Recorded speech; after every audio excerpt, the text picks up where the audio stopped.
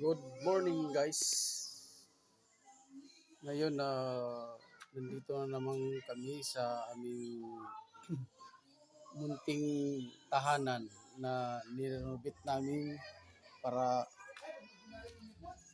hindi na kami matuluan ng tubig pag tag-ulan. Guys, umpisa na tayo guys, aakyat tayo sa taas para kita natin yung ginagawa dito sa taas, ginagawa nila na ito guys, ito yung bubuhusan, forma ng bubuhusan para sa slab. Ito nasa mga 30 square meter itong kalahating yan dyan. Magandang kalabasan dito yung banda, yun ang hagdanan packet dito sa second floor. Ito yung pinaka hallway, tapos hanggang doon itong dulo nitong kuha na to, dulo dyan, gilid yung grills yan. Stainless mo kung ilalagay nito sa kapatid ko si Alma, yun ang answer namin. Yan yung mga gumagawa guys, mga kapatid ko lang, kami lang gumagawa. Medyo may alam naman kami sa construction, kami lang, sayang din ibabayad hindi na lang ang ibabayad namin sa tao, hindi na lang namin ng materialis dagdag. Tulong lang guys, kasi alam naman kaya naman gagawin. Ito yung kabuuan ng bahay.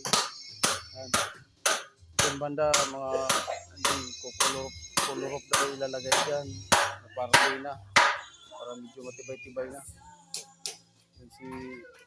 Yung pamangkin ko doon, nandun din sa kabila, nagtibag ng yung pader sa gitna. Diba, so yan, probinsya talang dating, hindi yung dating talaga probinsya. Yan sila, yung paglagay ng buhangin para tipid sa buhangin, hindi magkalat. Yan, rampa, buhangin, yung graba sa isang bag yan, sa bali dalawang kubiko. Sakto na yan guys. Yun dun sa may bandang unahan, yun kasi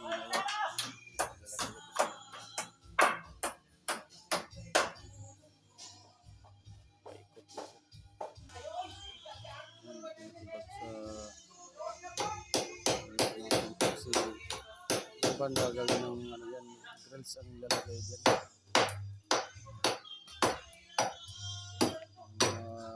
Pamangkin ko masisipag. Sila kapatid ko.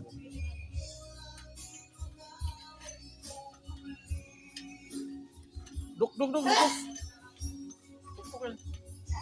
Yung junior ayun ang pinakabunsong pamangkin yan.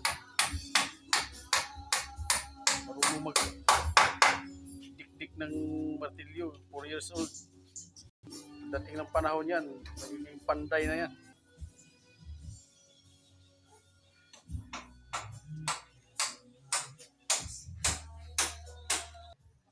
Yun ang financier namin. Ito yung anak ng financier.